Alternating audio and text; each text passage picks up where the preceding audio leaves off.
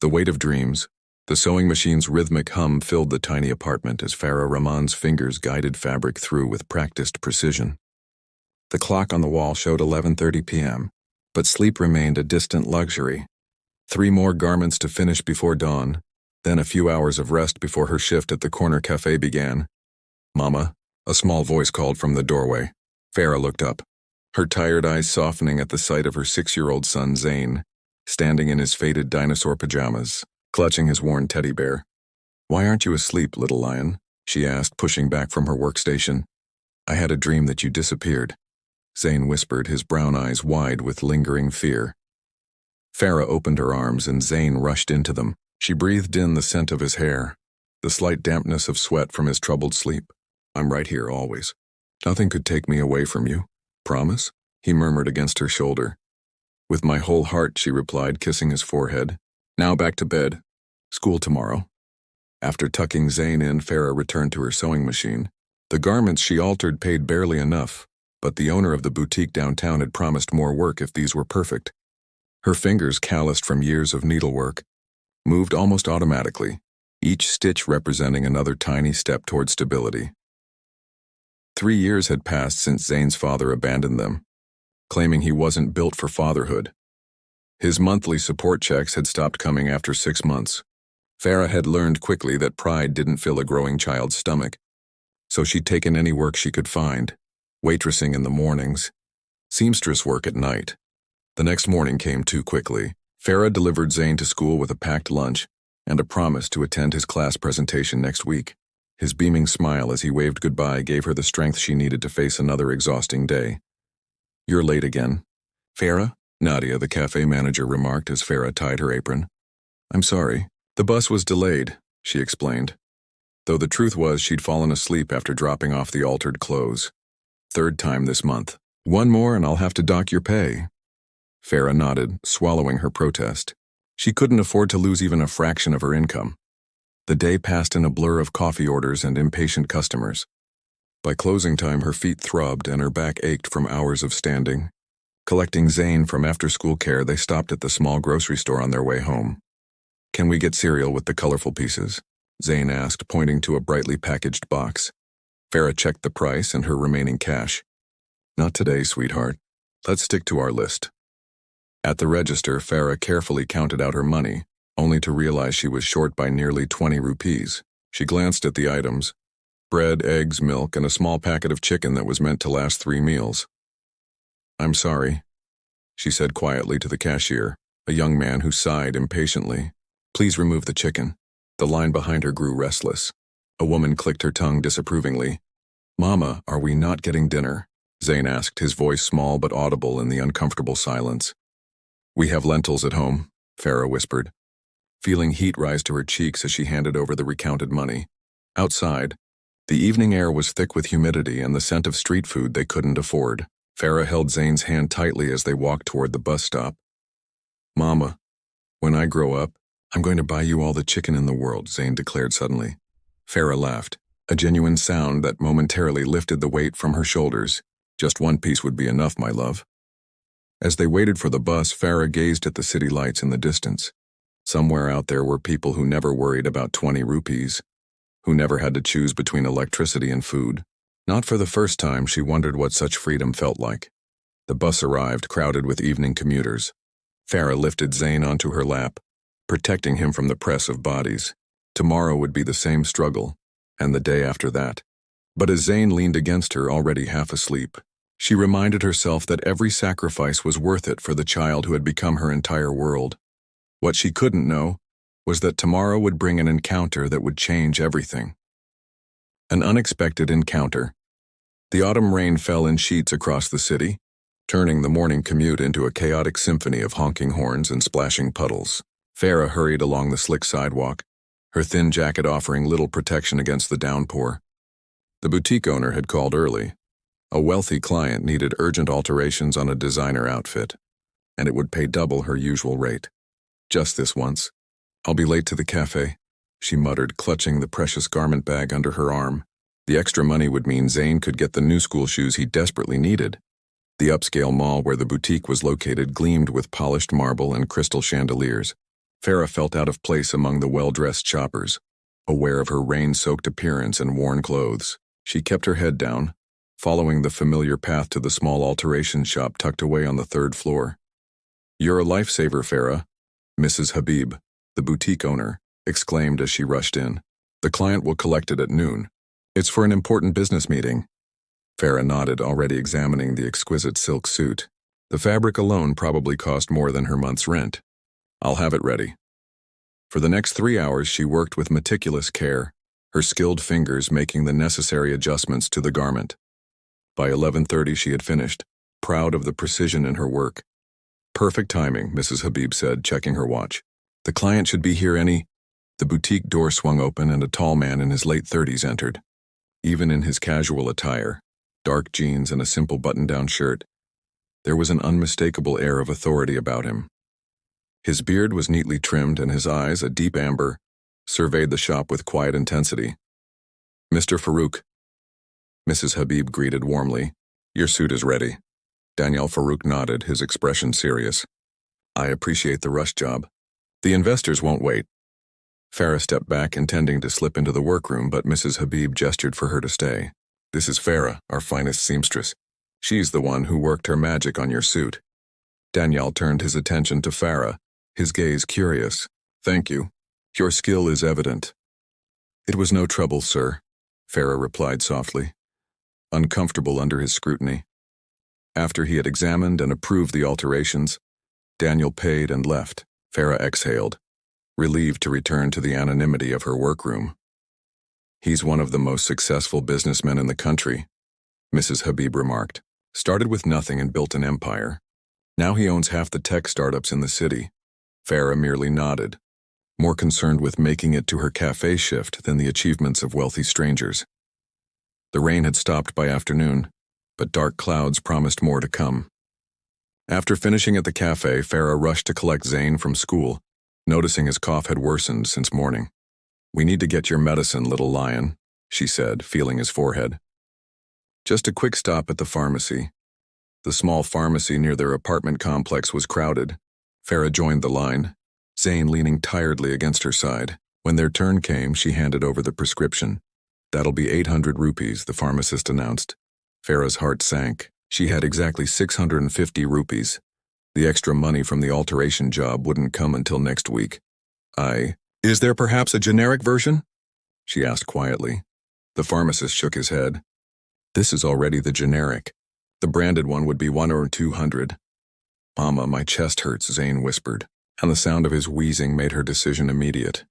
"I'll get the rest," she said, fumbling in her purse for her last emergency notes. She would have to walk instead of taking the bus for the next few days. But Zayn's health couldn't wait. As she counted out the money, a voice behind her spoke. "Add these to their purchase, please." Farah turned to find Daniel Farouk standing there, holding a bottle of vitamins and what looked like immune-boosting supplements for children. "Sir, that's not necessary," she began. "For the boy's cough," he said simply. "My nephew had something similar last month. These helped." Before she could protest further, he had paid for the entire purchase, including Zayn's medicine. "I can't accept this," Farah said firmly, despite the curious onlookers. "Consider it a thank you for saving my meeting tomorrow," Daniel replied, his tone leaving no room for argument. "Your son needs his medicine." Zayn looked up at the tall stranger with curious eyes. "Are you a doctor?" A smile briefly transformed Daniel's serious face. "No, just someone who recognizes good people when he sees them."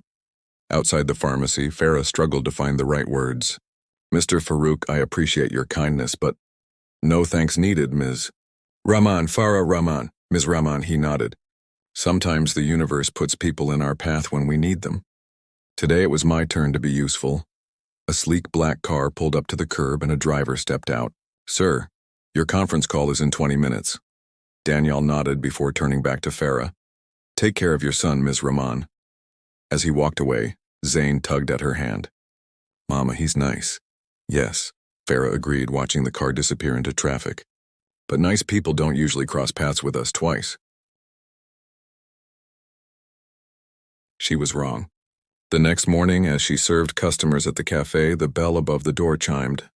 Daniel Farouk walked in, accompanied by a woman in a crisp business suit. They took a table by the window, deep in conversation about quarterly projections and market strategies. When Farah approached to take their order, recognition flickered in his eyes, but he said nothing to indicate they had met before. She was grateful for the discretion. "How is your son today?" he asked quietly as she placed their coffees on the table. "Better, thank you," she replied, surprised he remembered. "Good." He nodded, then returned to his business discussion. As they were leaving, Daniel placed a business card on the table alongside a generous tip. Written on the back were 6 words that would change everything. "Farouk Tech needs an executive assistant tomorrow." Farah stared at the card long after he had gone, wondering if fate was offering her a chance she didn't dare to hope for. Foundations of Trust, the Farouk Technologies. Headquarters stood like a gleaming monolith of glass and steel in the heart of the business district. Farah paused at the entrance, clutching her small handbag that contained her meager resume. 2 waitressing jobs, seamstress work, and a high school diploma. "This is madness," she whispered to herself. What am I doing here? She had spent the previous night researching the company. Farouk Tech had revolutionized mobile payment systems across South Asia, providing banking access to millions previously excluded from financial services. The company's valuation had crossed $2 billion last quarter, and somehow its founder thought she might be qualified to work there. The security guard examined her ID. "9th floor, Ms. Rahman. They're expecting you." The elevator ride seemed interminable. Farah smoothed down her best dress, a simple navy blue garment she had altered herself to look more professional.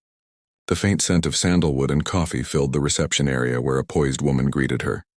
"Ms. Rahman, I'm Samira, head of human resources. Mr. Farouk mentioned you might be applying." Farah followed Samira to a sleek conference room. The interview was more intimidating than she had anticipated. 3 executives firing questions about scheduling, organization, and business protocol.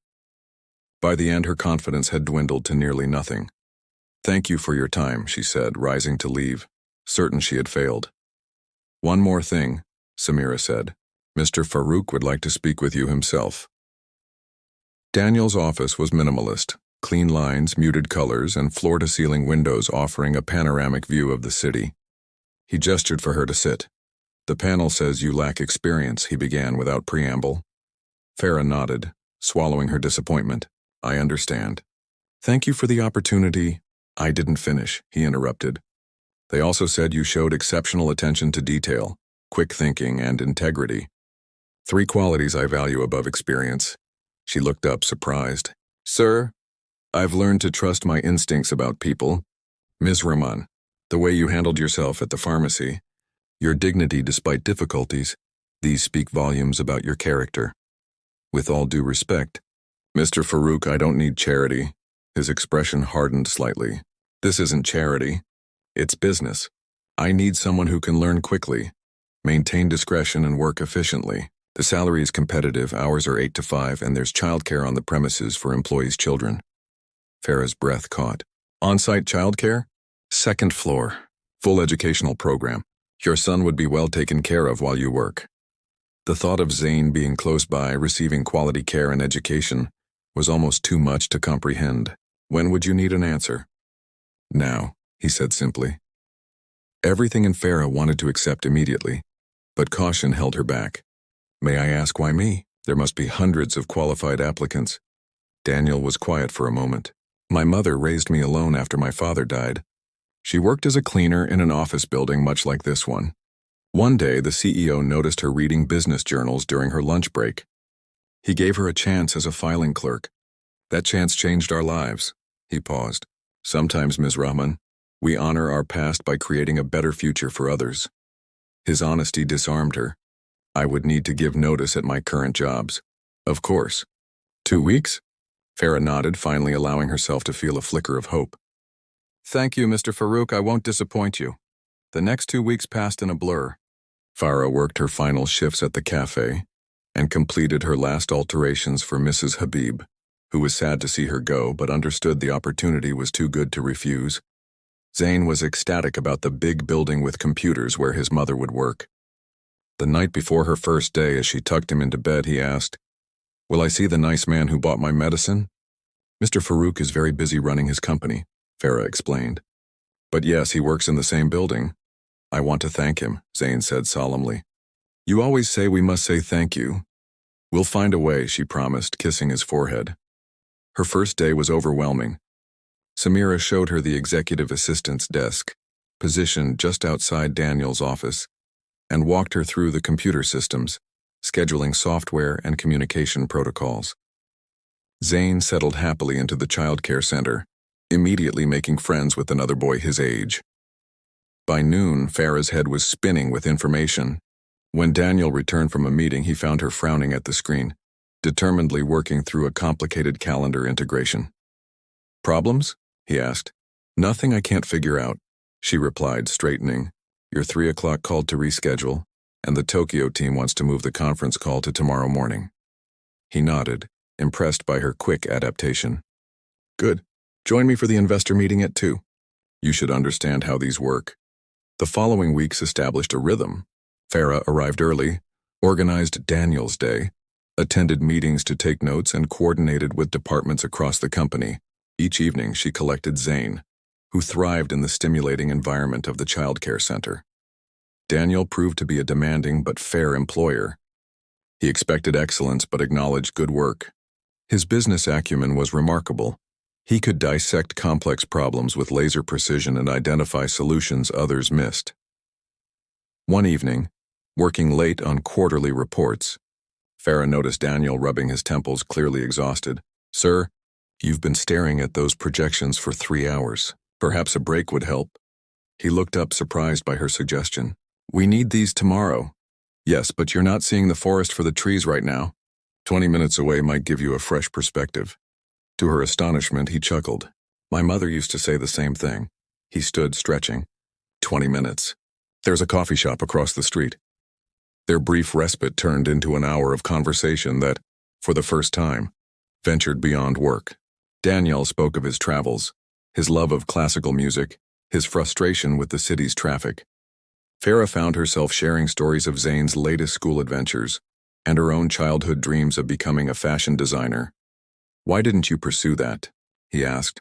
Life had other plans, she said simply, but I'm grateful for where I am now.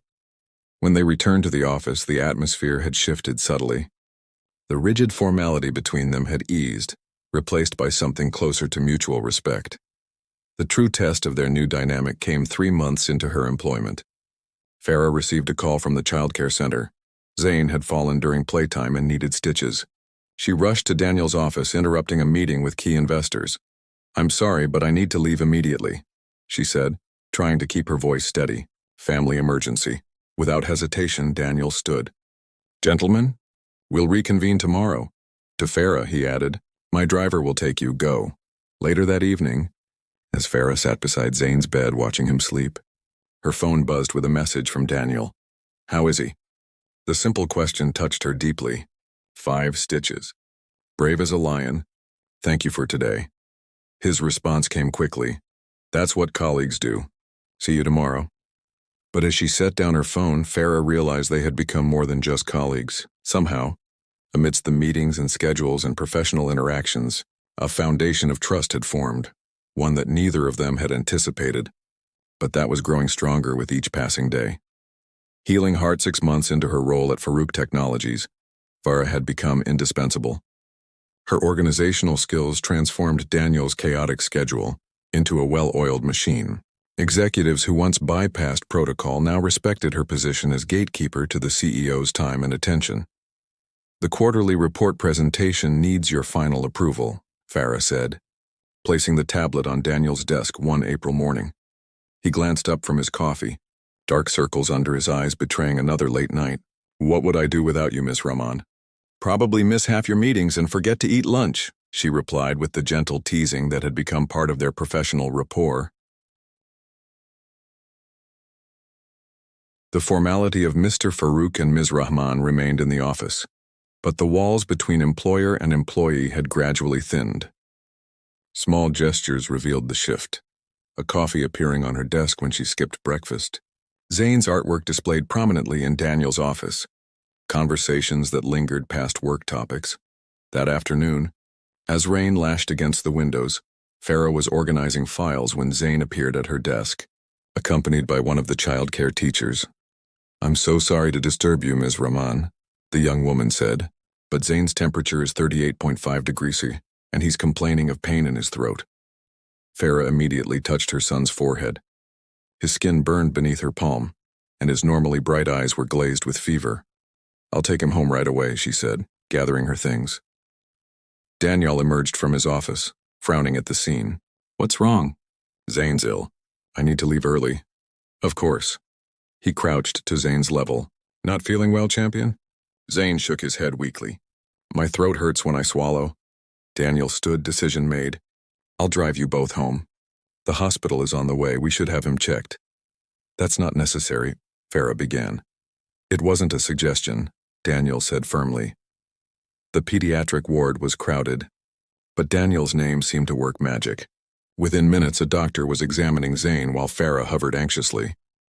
"Strep throat," the doctor diagnosed. "Quite severe. We'll start antibiotics immediately, but I'd like to keep him overnight for observation. His oxygen levels are slightly concerning." Farah's world narrowed to her son's pale face. "I'll stay with him." "I'll handle everything," Danielle said quietly. "Don't worry about work." As Zane was settled into a hospital bed, Farah noticed Daniel making calls in the corridor. He returned with a small duffel bag. "Clothes for you and Zane's favorite teddy bear," he explained. "My housekeeper picked them up from your apartment." The thoughtfulness of the gesture brought unexpected tears to Farah's eyes. "Thank you." He nodded, awkward in the face of her emotion. "I should let you rest. Call if you need anything. Anything at all." After he left, a nurse approached with admittance forms. "Your husband is very concerned," she remarked. "He's not—" Farah started, then stopped. The explanation felt too complicated. "Yes, he is. Zane's condition worsened overnight. His fever spiked dangerously, and by morning, the doctor diagnosed complications. The infection had spread, requiring stronger treatment and extended hospitalization. At least a week," the doctor explained gently. "Possibly longer." Farah nodded numbly, calculating sick days and finances.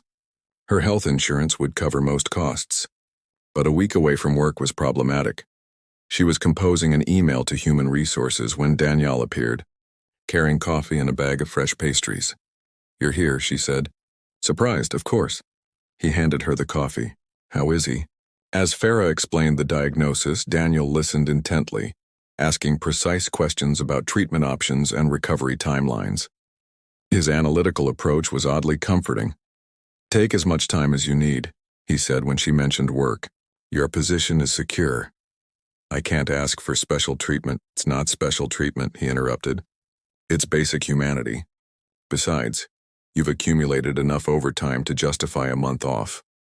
The next days established a pattern. Farah remained at the hospital while Danielle visited every evening after work, bringing food, books, and updates from the office. He sat with Zane, teaching him chess on a travel-sized board, telling stories of his childhood adventures. On the fourth night, after Zane had finally fallen asleep, Daniel convinced Farah to take a walk outside. The hospital garden was peaceful, string lights illuminating a path through flowering bushes.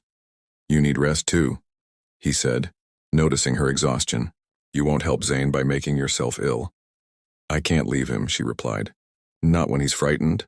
They sat on a bench beneath a flowering jacaranda tree. In the gentle evening light, the professional masks they maintained seemed unnecessary. "When I was 9, Daniel said suddenly, "I developed pneumonia.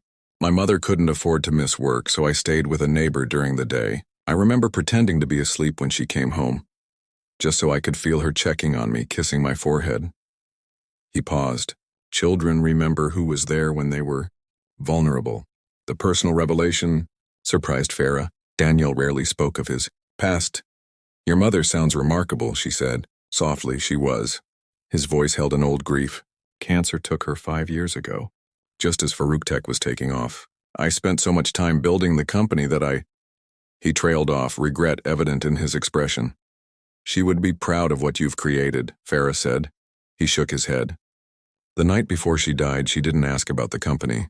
She asked if I was happy." His laugh was hollow. "I couldn't even answer honestly." "Are you? Happy, I mean." Daniel considered the question.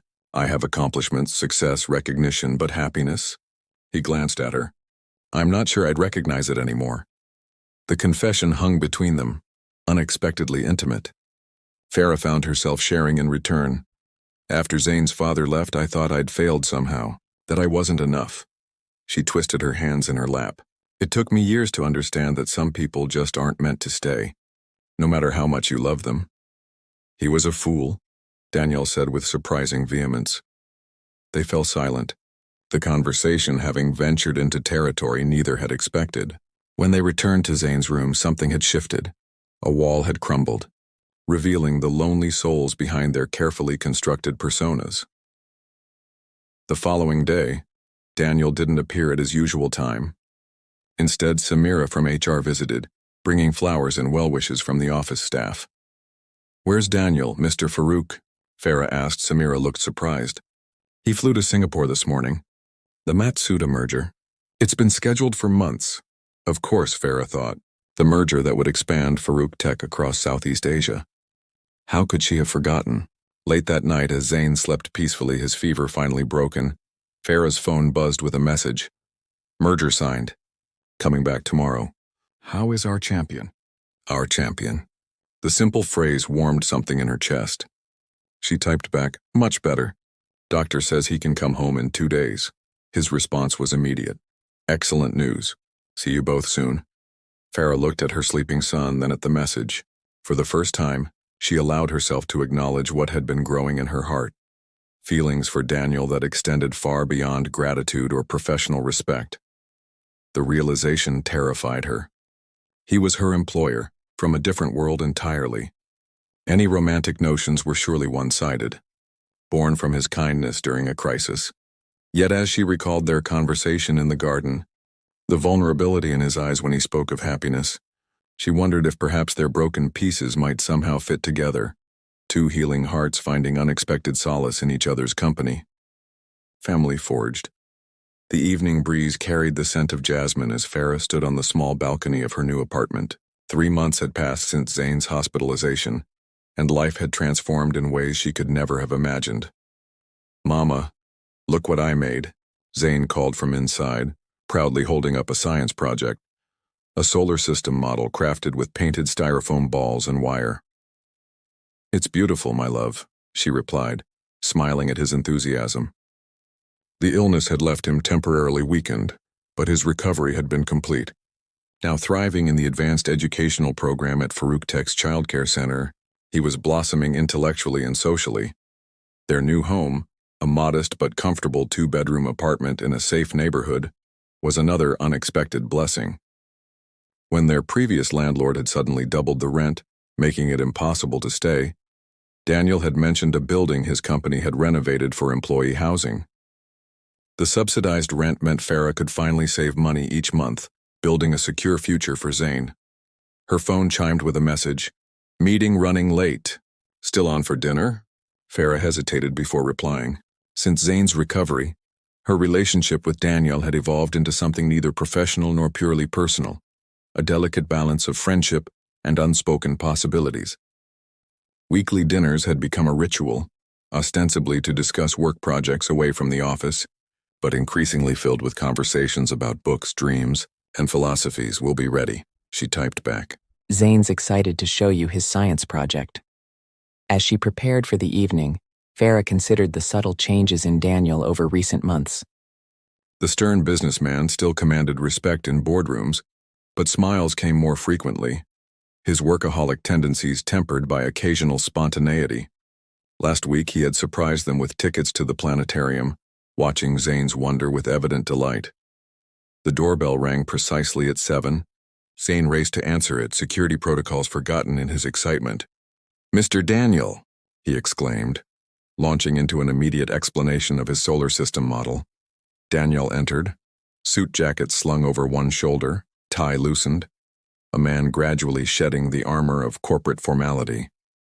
He listened to Zane's scientific dissertation with genuine interest, asking questions that made the boy beam with pride.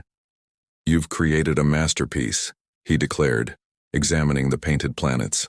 Future astronomer in the making. Farah watched their interaction from the kitchen doorway, a familiar warmth spreading through her chest.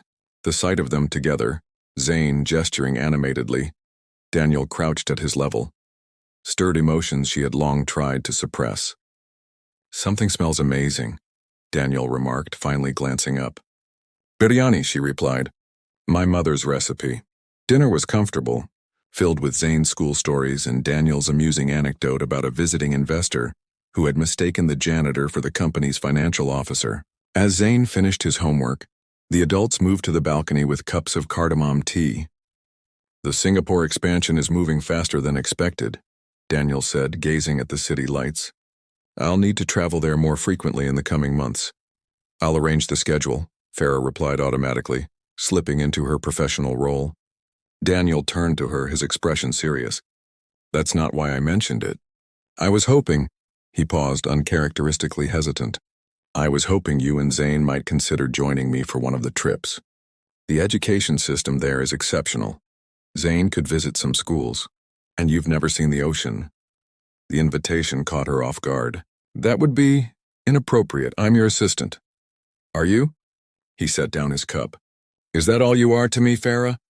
The use of her first name, rare outside their most private conversations, hung in the air between them. "I don't know what I am to you," she admitted quietly. "Then let me clarify." Daniel moved closer, his usual confidence tempered with vulnerability. "You're the woman who reminded me that success means nothing without connection. The person who sees me as a man, not a balance sheet. The reason I've started to recognize happiness again." Farah's heart raced. "Daniel, there are complications, always," he agreed. "But the question is simple. Do you feel something for me beyond professional respect?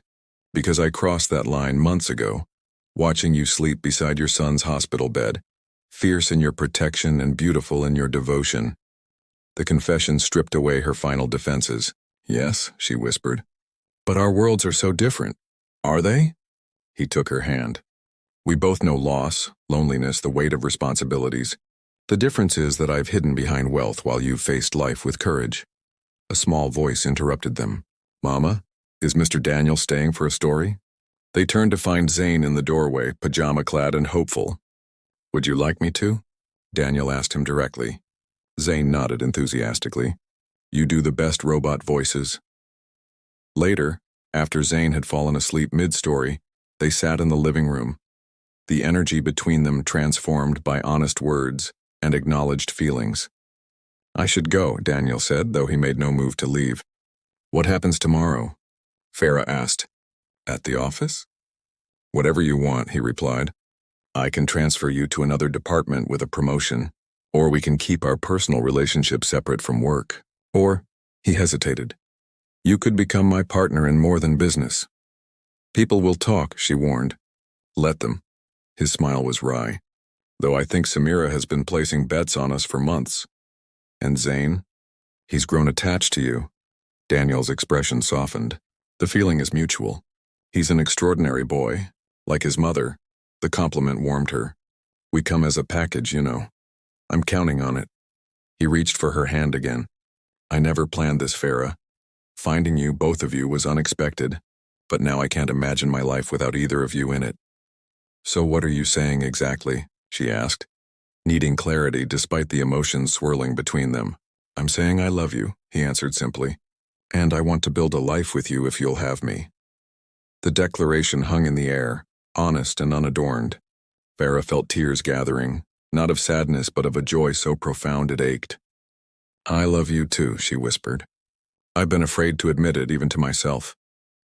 When he kissed her, it felt like coming home, a meeting of equals despite the different paths that had brought them together. 1 year later, Farah stood in a garden filled with lanterns and flowers watching as Zane, now 8 and dressed in a miniature suit, proudly carried a small velvet cushion down the aisle. On it rested 2 simple gold bands. Beside her, Daniel squeezed her hand, his eyes reflecting the same wonder she felt at the journey that had brought them here. "Ready?" he whispered. Farah nodded, thinking of all the moments that had led to this day. A struggling mother putting back groceries she couldn't afford, a wealthy man who saw beyond appearances, a sick child bringing 2 lonely souls together, and the courage to believe in second chances. More than ready, she replied. As they stepped forward together to exchange vows, surrounded by friends and colleagues who had witnessed their unlikely romance, Farah realized that love didn't always arrive in expected packages. Sometimes it came disguised as kindness during hardship. Sometimes it grew slowly through respect and understanding. And sometimes it transformed not just two hearts but three, forging a family from fragments that had once been broken. When Zayn joined them for the final blessing, standing between them with a smile that outshone the lanterns, Farah knew with certainty that what they had built together was stronger than any foundation of wealth or circumstance. It was a home constructed of compassion, trust, and the kind of love that recognized worth beyond material measures, the most valuable currency of all. In the gathering twilight, as guests applauded the new family, Daniel leaned close to whisper, "This is what happiness feels like." And Farah, remembering his confession in the hospital garden a year before, simply nodded. "Yes," she agreed. "This is exactly what it feels like."